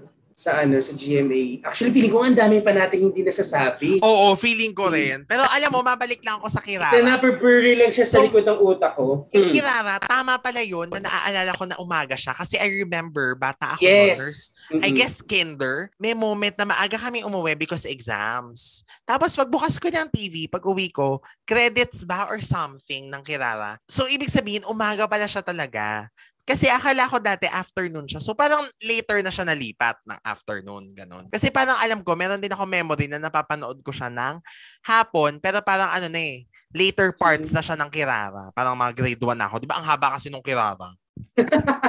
Correct. Na parang, hindi ko talaga siya napanood din. Kasi feeling ko sobrang bigat niya na palabas doon. Tapos, syempre, hindi ko pa masyadong naiintindihan din yung mga struggles nila doon sa series. Tapos, excited na ako mag-Itbulaga, ganyan. So, parang dinidismiss ko lang siya. Pero alam mo, for some reason, di ba si Kirara, kunyari, hindi natin naaalala yung plot, yung mga pangyayari. Pero, sobrang iconic niya. Pag binanggit mong Kirara, you will know that siya si Kirara. Tapos, anything na kunyari, lumabas of the same, parang plot. Like example, yung Nita Negrita ni Barbie, di ba? Yung meron pa yan yung sila Carla Abellana, yung Basahang Ginto. Di ba? Lagi nating maaalala si Kirara na for some reason, siya talaga yung tumatak. Siguro kasi at that time, unang-una din kasi talaga siya na ganun yung diniscuss eh. Tapos, sayang lang, hindi na nag-artista talaga si Kirara, no? Pero grabe, yung parang last year ba or 2 years ago, bawal judgmental sa Itbulaga. Tapos ang lakas maka-flashback na, oh my God, ito na siya ngayon. Saka pretty niya. Natatanda ko na lang yung mukha niya na napiprintihan ako sa kanya. Pero hindi ko na talaga natatandaan yung show na Kirara ko ano yung naging kwento niya. Siyempre kung napag-uusapan na rin naman natin yung iba't ibang genre ng teleserye. Wala naman tatalo siguro sa pagkakasungkit ng Daisy 7 sa lahat ng genre ng palabas na pwedeng lumabas. Sa ilang season nila, 17 seasons na umere sila. Hindi lang yata 17. Di ba 23 yata? Yeah. Oo, 23 seasons. Pero pinaka-paborito ko sa kanila is yung Assassin si Rochelle. Alam mo yan ang hindi ko napanood pero available ang music video niyan sa YouTube. Ganda ako. Sabi ko, my God, diba? Alam mo, lagi na lang kasi aminin naman natin, ang Daisy 7, nire-regard siya medyo, di ba, parang baduy, pang ganitong audience, ganyan. Pero nung nakita ko yung music video, my God, ang ganda. Correct. Sobrang during this time, ang creative niyan. Tsaka siya, parang sa sobrang dami nilang actually, napakinggan ko sa episode din na Directorate when they talked about Daisy 7, na ang dami nga nilang ka-cancel ng mga seasons like yung nag-blackface sila, ganyan. Pero yung creativity kasi nung mga writers ng Focus E, siguro yun yung production nila, di ba? Hindi, actually, yan? Sila yan? Alam ko, si Miss Suzette ang head writer niyan for the longest time. Talaga? Talaga? Kung hindi siya head writer, isa sa mga writers. Although, hindi ko na alam kung yung mga later seasons siya pa. Kasi syempre, nag-end ka na siya. Correct. Alam ko kasi nagsimula sila, drama talaga eh. Yung parang magkakasama sila sa isang bahay, ganyan. Tapos biglang naging gano'n na nga hati-hati. Actually, alam mo, alam ko straight drama talaga yun na parang Daisy 7 siya na series, di ba? Tsaka alas 6 siya ng gabi nagsimula. Alas 6 ng gabi siya nagsimula noon. Parang akala ko, news naman siya. Akala ko, Itbulaga siya and then nagkaroon kasi ng time talaga na nalipat siya pero parang for 1 week lang tinapatan yung Meteor Garden kaso hindi nila natapatan so pinalik din siya sa afternoon tas from then on in fairness ang dami ring time slot na nadaanan yung Daisy 7 kasi ang pinakahuling nalipat yan ang alam ko pinagpalit si 2 sine-novela tas siya yung nilagay sa pangatlong hapon tas parang alam mo na weirdan ako na-weirdan ako sa kanya. Kasi parang syempre kung nanonood ka ng afternoon, drama-rama sa hapon pa nung time na yun. Masasanay ka, di ba? Parang yun na yung routine mo na, after Itbulaga, Daisy 7, and then yung 2 sine-novela na back-to-back. So parang na-confuse ako nung nagpalit-palit siya. So kaya feeling ko, iniba din nila talaga na binalik na ng after Itbulaga. Nakakatuwa na ang haba ng nila, biniyahe rin ng Daisy 7, nakakaloka. Iba rin talaga si Madam Joy. Oo, at may certain seasons yan na weekly tapusan siya. Alam ko meron ganon kasi I remember an episode na si Cynthia, kaya tumataksakan si Cynthia. Kasi meron siyang episode na nag-video pa nga siya kasi parang namatay siya sa cancer. Tapos meron siyang message sa mga kabarkada niya na nasa TV ipinalabas na parang pre-recorded message. Basta, tapos nilalaro ko pa yan sa Barbie dati. O, di ba, nakakatawa yung nilalaro sa Barbie. Ano pala, isa pang iconic din na talk show ng GMA is yung D-Day ni Miss Tina Bonnevie. Yun yung isa sa mga unang talk shows na pinanood ko rin talaga. Kasi aliw na aliw ako sa pagiging maarte ni Miss T. Tapos doon ko una ring napanood yung music video ng Sinaktan Mo Ang Puso Ko nung nag-guest sa kanya si Michael V. Tapos wala lang yung mga naalala ko talaga mga walang kakwenta-kwenta. Pero natatandaan ko yun kasi amazed si Tina Bonnevie sa lyrics nung Sinaktan Mo Ang Puso Ko kasi sabi niya, akala ko talaga seryoso ka na. Kasi ang ganda-ganda ng simula. Tapos yung pala may mga pukpukan ng maso, ng ganyan. Na-amaze ako na, talaga natutuwa si Miss D sa gano'n. Ano ba yun? In fairness, gusto ko yung naalala mo yan Hindi ko alam yung kanta na yan. Sinaktan Ang Puso Mo. Ma-search. Sinaktan Mo Ang Puso Ko. Sinaktan Mo Ang Puso siya. Grabe yan grabe yung kasikatan niyan nung nilabas yan. Kasi siya, para siyang, if you know yung song na You Don't Love Me Anymore, ganun yung theme niya na parang very dark, pero ang ganda ng melody. Medyo power ballad pa yung masasabi ko. Kasi ang taas sa boses ni Michael Lee. Sige nga, hanapin ko nga, nakakaloka naman yan. Hindi ko rin alam masyado yan. Ang dami, no? Grabe. I'm sure ang dami pa nating hindi na-mention. Kasi correct. even yun nga, yung mga anime pa, di ba? Mga Mexican drama. Pero mostly kasi yung mga Mexican naman nila, parang ang tumatak talaga is Thalia. Pero hindi naman sa kanila nag-originate. So, not naman din. Parang okay lang naman not to super mention. Natatandaan ko sa kanila na hindi naman isa sa mga natatandaan. Ito lang yung natatandaan ko. Pero ito yung pinakagustong-gusto ko kasi ganda niyang banggitin. Yung Agüetas de Color de Rosas. Sabi ko na nga ba, babanggitin ko yun for some reason. Gusto ko yun Sinabi mo na ang gandang banggitin na Mexican drama. Naisip ko na, siguro yun ang babanggitin. Arte kasi. Ang ganda nga ng title. Well, syempre, Bubblegum. Yung mga spoof nila ng mga commercials. Yan talaga natatanda ko sa kanila. Yung spoof nila ng mga music, yung tinatransliterate nila yung mga international songs. In fairness, doon talaga grabe yung creativity ng Bubblegum. Uy, of course, ang hindi natin na-mention, Kakaba-Kaba. Yes, ayan, iniisip ko yan kung ano ba yung horror nila na ang tawag dito na palabas noon. Every Saturday. Correct. Diyan sumikat si di ba? Si Chaka Dal. Si Chaka Dal, correct. Alam mo yung Kakaba-Kaba, nag-taping pa yan sa amin. Noon nasa Las Vegas ako nakatira. Tapos, basta sinabi lang nila, huy, may mga artista, nandiyan si Shara, nandiyan si Rika. Tapos si Rika yung naalala ko. Tapos ang na-remember ko na lang doon, basta nakita ko naka-pink si Rika, tapos tumatakbo siya papunta na sa van kasi umaga na at patapos na ang araw at tapos na sila mag-taping. Sila Shars, hindi ko nakita Pero alam ko na-mention ko yan kay Rika tsaka kay Shara na, uy, alam niyo ba, nag-taping kayo sa amin? Nung parang sabi ko, alam mo kung ikaw din Uzi, in fairness kami rin. Pero that was the only time na naki-Uzi talaga kami na, huy, may nagtitaping daw sa labas. Tapos nagpasama ako talaga sa ate namin, sa kasama namin sa bahay. Huy, punta tayo, ganyan. Tapos yun nga, nakita ko si Rika na yun. Si Rika lang, yung likod lang ni Rika na yun nakita. Baliw na baliw kasi yung buong community rin talaga namin sa mga artista. Bilang malapit kami sa ABS, malapit kami sa GMA. SOP, of course.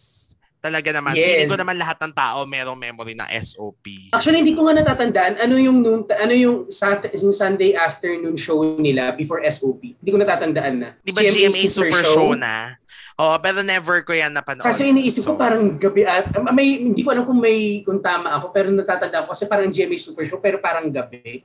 Or siya na yung talaga, GMA Super Show na yung pang hapon nila. Pang Sunday afternoon nila. Kasi katapat yan sa DOS is isang linggo na po sila. Yun, naalala ko na yan, of course. Yun yung natatandaan ko Pero dati kasi hindi ako mahilig sa mga kanta-kantahan. So parang hindi ako masyado nanonood ng variety show. Mga ganyan. Pero yung SOP, na pumasok yung SOP kasi parang ibang flavor yung dinalan nila sa I'm not sure kung sila yung nagpasimuno ng parang concert. Yung pegging. Alam ko, ASAP muna talaga. ASAP muna. Sa sobrang tagal ko nanonood ng SOP ng GMA.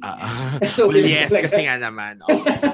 Correct Tapos naman. yun, natatanda ako parang parang lahat ng lumilipat sa GMA, and I guess even sa sa ABS, laging ASAP at saka SOP ang pupuntahan eh. Oo. Tsaka magiging part nila. talaga sila. Di ba si Angelica Correct. talaga naman naging dancer sa True. sa SOP, di ba? In fairness, alam mo kay Angelica, kasi syempre siya yung binibuild. Feeling ko talagang siya, pinirate para i-build up. Kasi talaga naman nag-groom talaga ang ate Angelica. Correct. Like, of course, magkasunod ng ikaw lang ang mamahalin and habang kapiling ka. Diba? Totoo. Tapos bumalik na siya sa Sila yan eh. Sunshine, Angelica, Antoinette. Kung sa ABS, ang mga ay si Claudine, Juday, Christine, and Jolina. Sa GMA naman ay si Angelica, Sunshine, Antoinette. And later, Jolina din. O diba? Si Jolina lang ang naging sa dalawang networks. Bongga. Tsaka for the longest time, siya ang naging bosses ng jingle ng GMA. Tsaka ng GMA Kapuso Foundation. Oh yeah, Si Jolina ang kumakanta ng theme song nila. So, malaki talaga naging impact din. At saka yung anong show to? Kahit Kailan. Kahit kailan, sasabihin ko pa lang din, ang galing mo. Diba? Yan yung naman soap after SOP noon. Oo, pinalitan ng Ana Karenina. Siya pumalit na Ana Karenina. Oo. Uy, in fairness, alam mo kaya nga, masasabi ko hindi ako viewer ng Tabing Ilog kasi mas marami ako memory sa Kahit Kailan tsaka sa Ana Karenina. Yung Kahit Kailan, gusto ko din yan kahit kung ano-ano nangyari dyan. Kasi di ba ang original na bida naman dyan talaga si Roxanne, si B-Boy, tsaka si James. Actually, yung Click Batch 1, yan. Click Batch 1 yan eh. Tapos pinasok si Jolina doon. Tapos from drama, naging rom-com, ganyan. Correct. Bilang gumaang. Gusto ko yung niyan, yung title card ng Kahit Kailan nung nandun na si Jolina. Diyan yung yung nauso yun eh. Yung merong 4 na pictures, tapos mag-move, tapos lumabas Kahit Kailan. Tapos gumagalaw-galaw pa yung pictures nila dyan eh. Aliw na aliw ako dyan. Pero doon kitang-kita kung gaano, sorry po, mahal ko naman sila pareho. Pero doon kitang-kita mo kung paano na-demote si Roxanne ni Jolina. Kasi si Jolina nabigla yung may malaking picture. Tapos si Roxanne, isa lang siya doon sa 3 square sa gilid kasama ni B-Boy at ni James. Pero understood din naman kasi na si Jolina ay big star naman kasi talaga na siya galing from ABS, diba? Like, unlike si Roxanne kasi noon binibuild up from Click. Tsaka naging parang yun nga naging second lead si Roxanne doon sa Kahit Kailan. Tapos sobrang crush ko diyan si B-Boy Ramirez. Hindi ko alam kung bakit crush ko siya diyan kaysa kay James Blanco. Ako kasi natatandaan ko na sa kanya ngayon. James naman din ako noon kasi nga favorite ko si Marcy tsaka si Malo pa lang sa sa Click.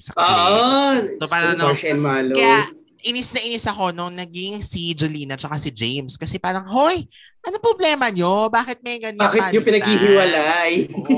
Kaya uy, mahal ko naman si okay naman, anong tawag dito? Bilang nag-meet naman na kami ni B-Boy sa live, no? Pero, at saka din ang lahat, di ba? Pero, yun nga, hindi ko siya masyadong niro-root dati kasi nga, mas gusto ko si James tsaka si Roxanne.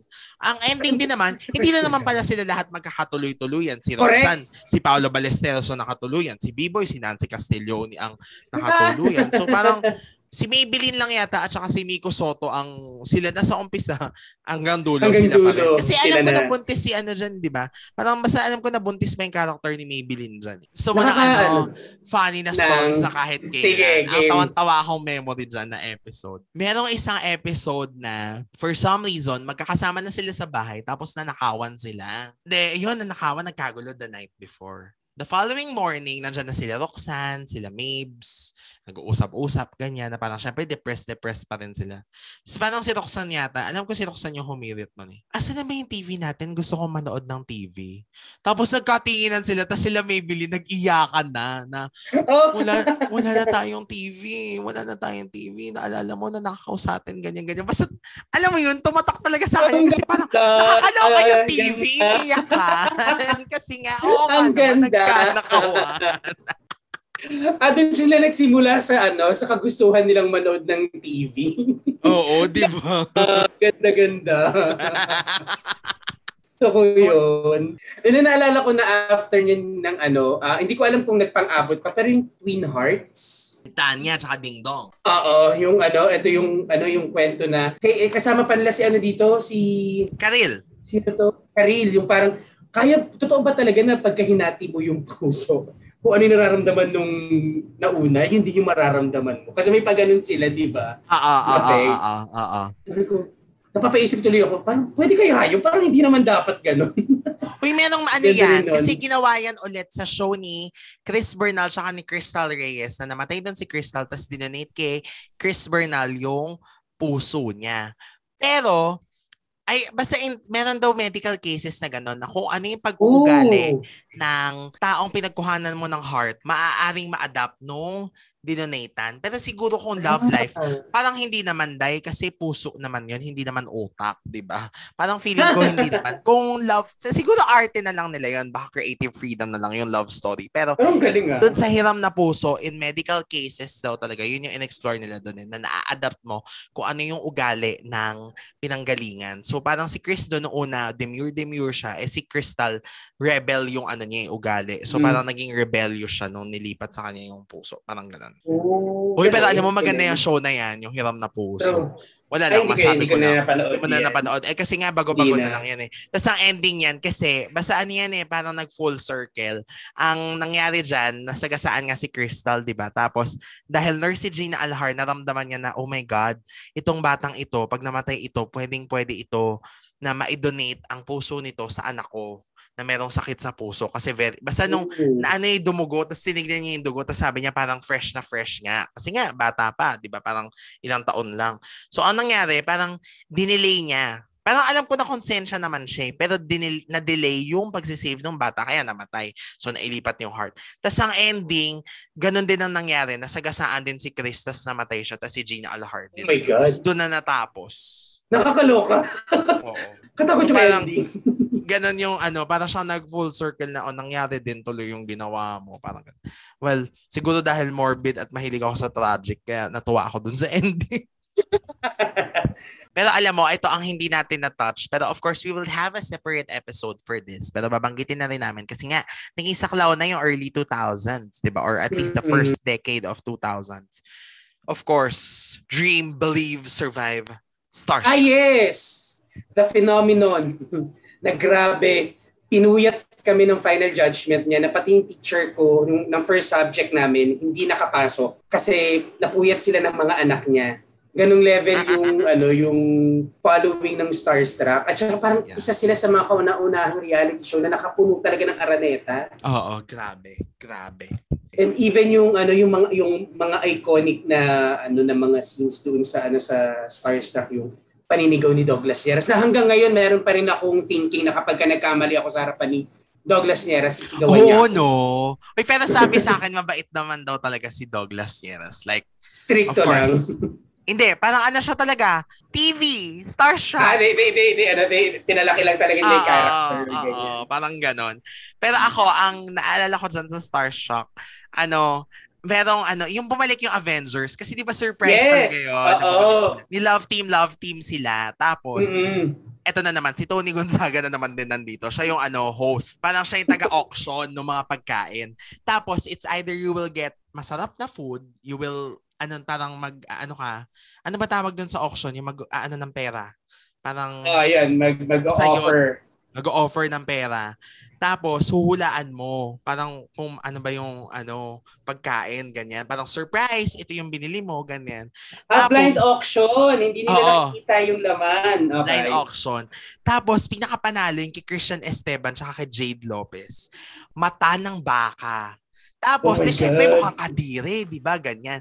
Pero si Christian, sarap na, oh, I eat this! Ganyan. Kasi, syempre, galing siya imamansa. Tapos sabi niya, I eat British this. Siya, di ba? Oo, parang ganun. So, parang nakuha nila yun, si Jade, hindi siya makakain. Pero si Christian, enjoy niya yung sabaw. Ganyan. Tapos, ang huling naglaban, si Katrina Halili at si Dion Ignacio at saka si Yasmin Curdy at si Alvin Aragon. Tapos si Yasmin at si Alvin, sila yung kuripot na ang ina-auction nila, 20 pesos. Kasi 20 lang. So, dalawa blind auction. Tapos, yun na nga, nanalo si Katrina at si Dion. Nung mismong blind auction, sila yung nagkaroon ng chance na napili. Ang napili pa nila, yung siya, parang siyang bibingka pero gawa sa itlog na bugok. So, exotic pa rin, di ba? Kadiri pa rin. Tapos, ito na, lo and behold, si Yasmin at Alvin na 20 pesos lang ang gustong ibid. Yon. Ibid, ayun, correct. Nung pagkabukas, sila yung nakakuha ng pinakamasarap na pagkain, roast chicken. Tapos parang tawa sila ng tawa lahat na parang, itong dalawang to, sila na yung pinakakuripot, sila pa yung nakakuha ng pinakamasarap na pagkain. Walang iya. Parang ganun. Tawa talaga. So, yun. But of course, magkakaroon tayo ng separate episode for Starstruck and all the other reality shows kasi iba na namang ano yan eh. Correct. Ibang mundo yun eh. Ibang mundo na naman to na grabe talaga. And of course, Enka, hindi ko na nababanggit yung Enka kasi naman sa first 2 episodes naman natin dito sa season 3, nandiyan naman ang lahat yan. May interview na tayo kay Miss Suzette, meron ng pagbabalik na daw sa Encantadia. Siguro naman, so okay na yun. Tsaka tayo din, RV, at saka diba? sa Seswangs, meron na rin papad yan. din tayo sa Enka.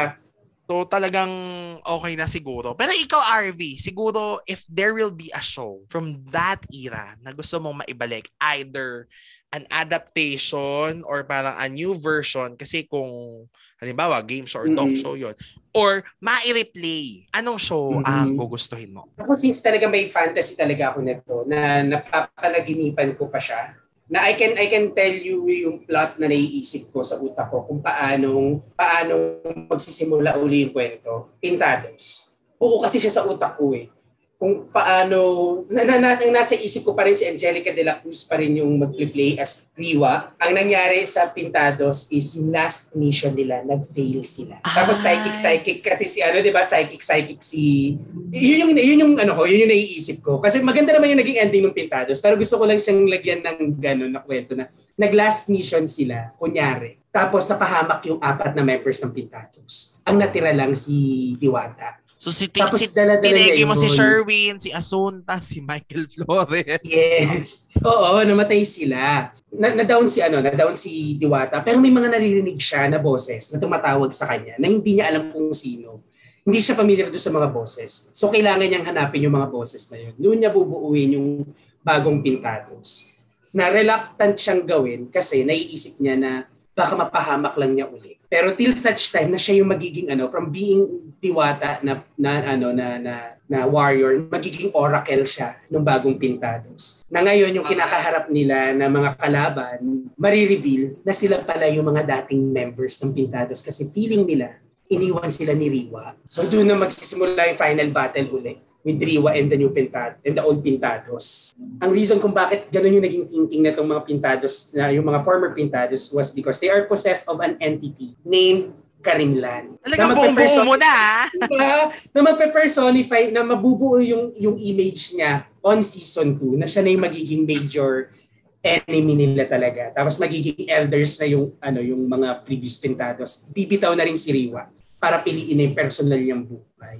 So may mga bago na magiging oracle yung Pintados. So parang meron na akong ganun, may na ako, Pintados Cinematic Universe sa utak ko. Check. Galing! Ang galing!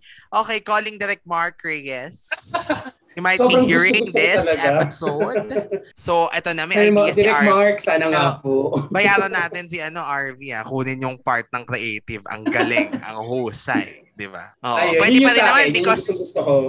Of course, Ate Shine, Angelica is still very much active. Active, di ba? Parang gusto. Kasi gusto ko talaga yung na-imagine ko yung itsura ni Riwa na umaangat siya from rubbles nung gumuhong building kasi nga suicide mission yung ginawa sa kanila. Na siya lang yung nakaligtas. Tapos distraught siya as a psychic that she is. Na hirap siya na paano niya bibitawan. Nagandahan, alam mo, nung naisip ko talaga siya, umabot sa punto na napanaginipan ko siya. Tapos nagising ako na naiiyak ako kasi nagalingan ako kay Angelica de la Cruz sa panaginip ko. Mahusay na ma-acta si Ate Shine, so... Totoo.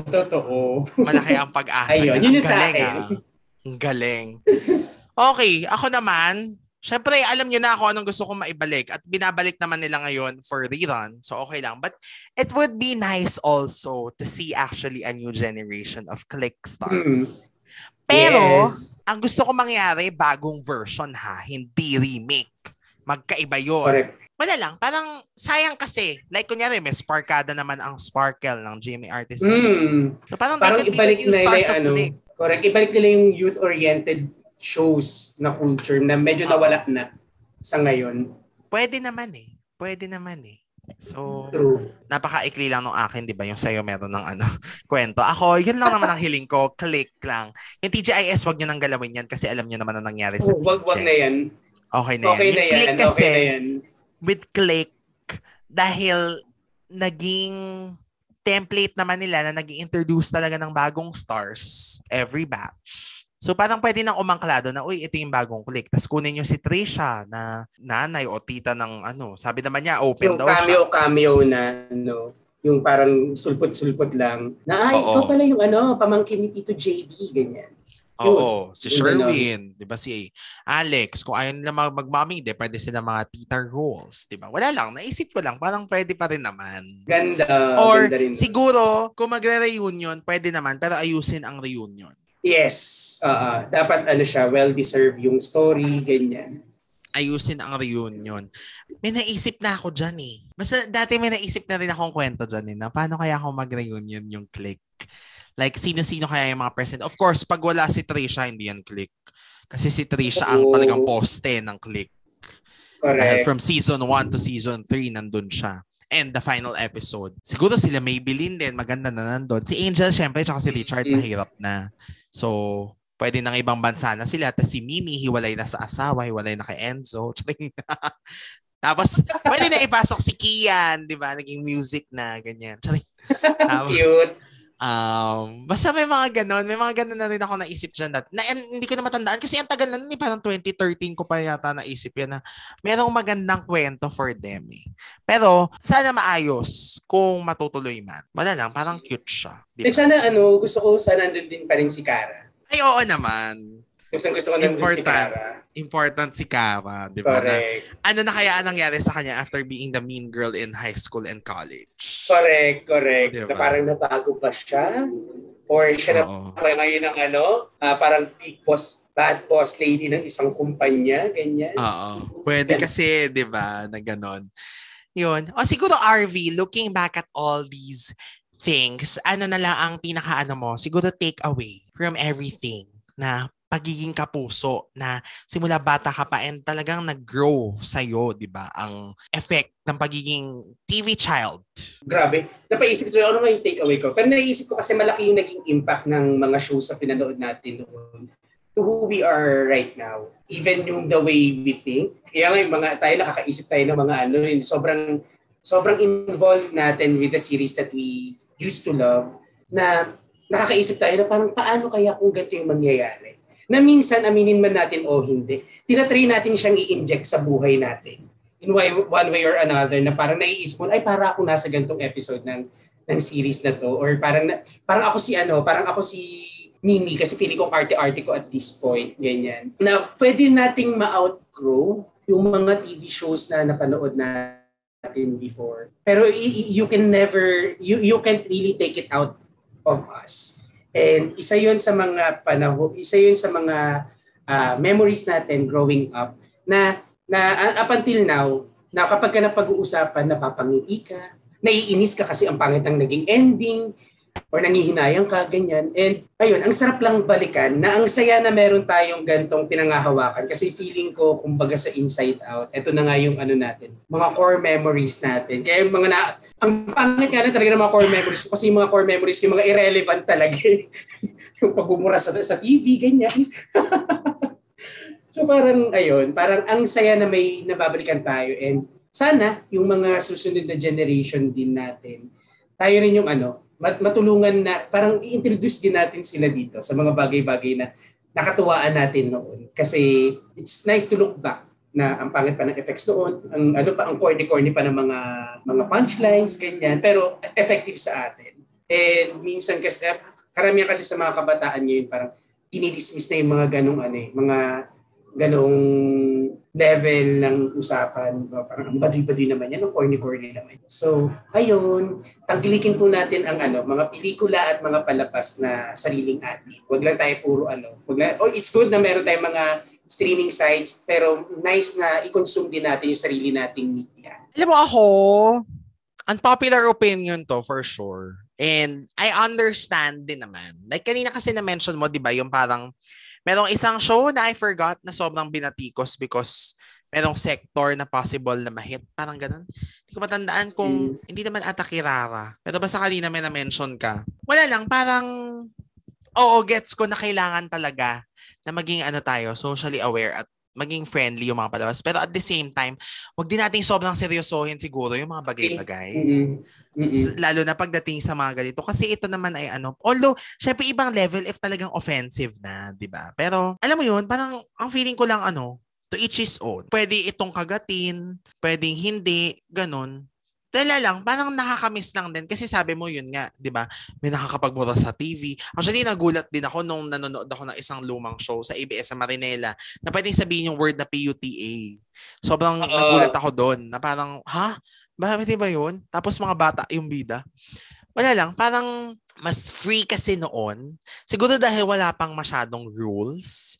Unlike ngayon na syempre meron na pamantayan talaga ang NTRCB. At the same time, ang daming tao na madaling ma-hit kasi at ma-offend na parang simpleng ganito lang naman. Yung parang ganun lang. Yung parang huwag natin masyadong seryosohin ang mga bagay at nakakamiss yung panahon na ganyan na alam mo yun, very easy kahit ano pwede nating mapanood.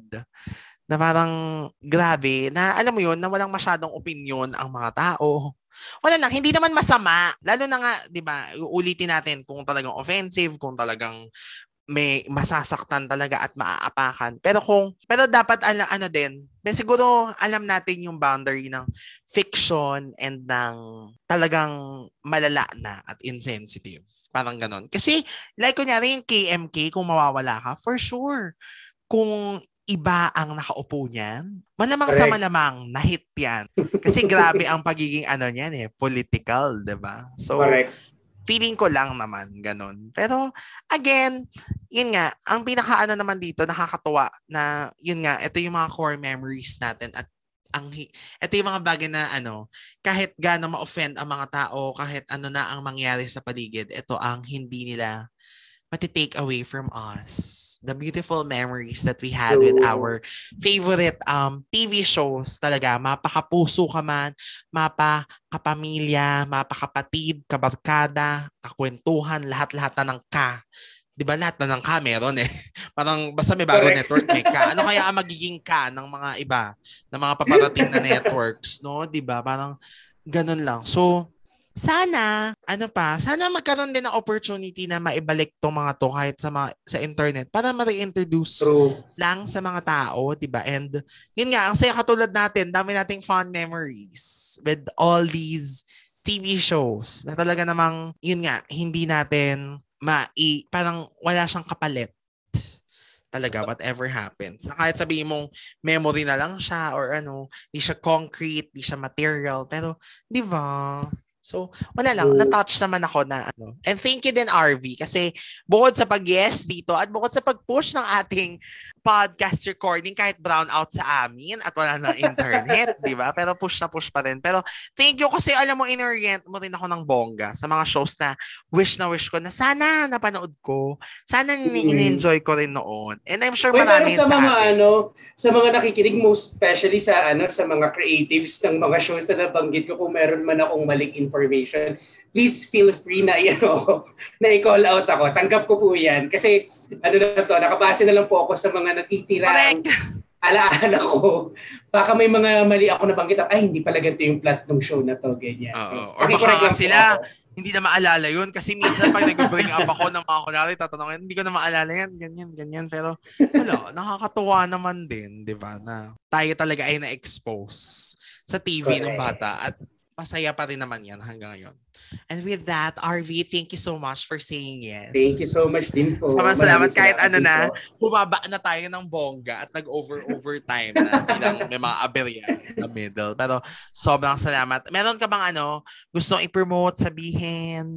Currently, we are on Hiatus, pero if you have the time, please check out our podcast, Seswangs PH, or Seswang sa Spotify, Google Podcast, and Apple Podcast, ano ba yan? Or and any other streaming platform where you listen to your favorite podcast. So that's Seswangs. You can also follow me po on Instagram, TikTok, and Twitter at AdoborablePH. Okay, correct. Alam mo yung pa-follow nyo kasi ang sasarap ng mga niluluto niya. Panalo, winner. Minsan po may sense yung ano ko. Minsan po may sense yung mga pinopost ko. So, pwede nyo po. Minsan funny rin po ako. Pero ayun, sana makita-kita po tayo sa online world. Oh my gosh, thank you so much, RV, for saying yes and for letting me, na maghalukay ka ng maraming memories mo from your GMA shows. And of course, to our listeners, ating mga Retrophiles at mga ka-rewind, we are on Instagram at The Rewind Podcast, Twitter at Rewind Podcast, and on Facebook, Rewind a Throwback Podcast. And if you have your own GMA show memories from the 90s and the early 2000s or the first decade siguro of 2000s, no? Dahil nag-touch na naman kami ng mga 2010 shows. Please, share them sa inyong comment section. Kung meron kayong mga feeling nyo hindi pa namin nabanggit pero talagang tumatak sa inyo, just tag us and make sure na kayo ay nakinig naman dito sa ating episode. And go lang, makipagchikahan tayo dahil sama-sama naman tayong nag-rewind sa ating wine night every Saturday night. Dito lang sa Rewind a Throwback Podcast. RV, again, thank you so much. And thank you sa lahat na nakinig. Enjoy your wine night.